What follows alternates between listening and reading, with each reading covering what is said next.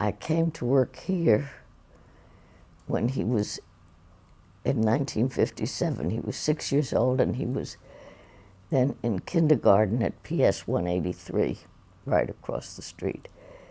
So that made it easier for me. And my first husband had suggested that I try to get a job at Rockefeller.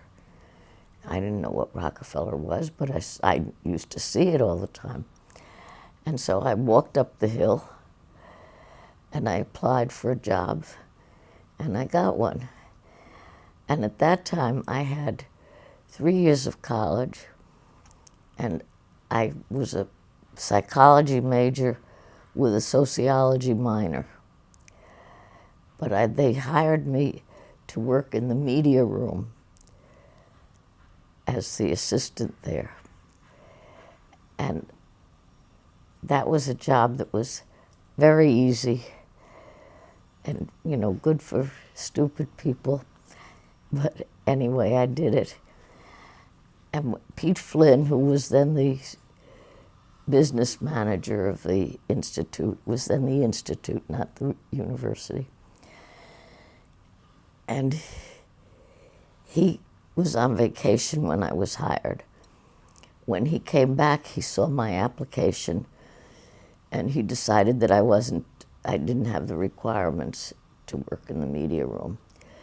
So he called the head of the media room and the head of personnel and me into his office. And he said, it wasn't my fault that I was hired, so I shouldn't be fired, but I couldn't work as the assistant to the media room because I didn't have any bacteriology or chemistry or whatever.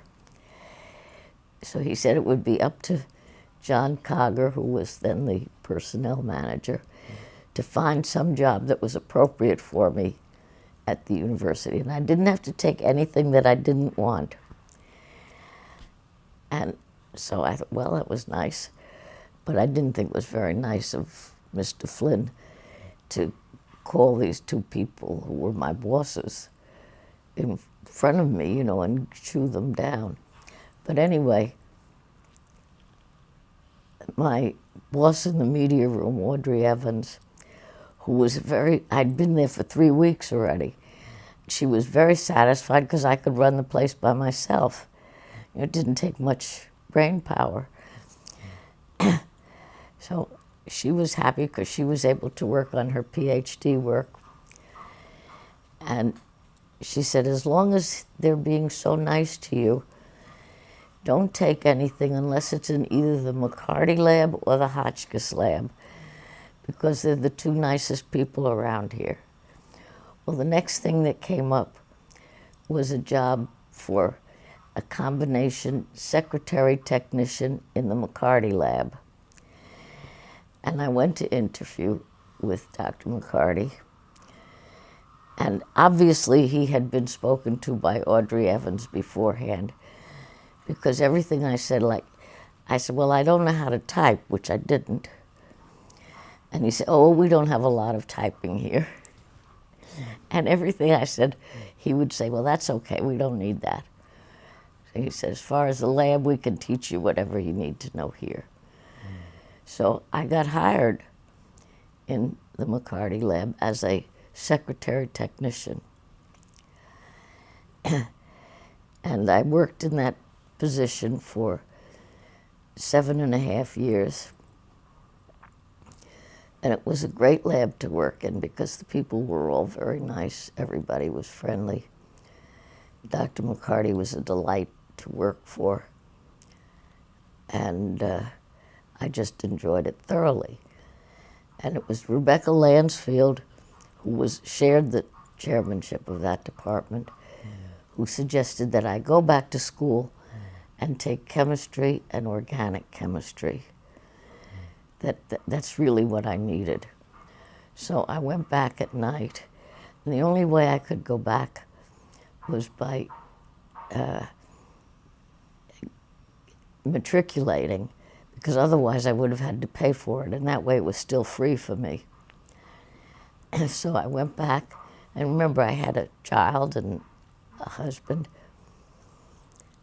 and I did my chemistry and my organic chemistry. And as an aside, I got called down to the guidance department at Hunter, and I thought, oh, look, they care about it. I've been out of school for so many years, and they called me down. But what they called me down for is to tell me that I had to take either art appreciation or music appreciation in order to get my degree, which struck me as being rather amusing. But I did that, and I got my degree, and I continued working the same way I had been working before.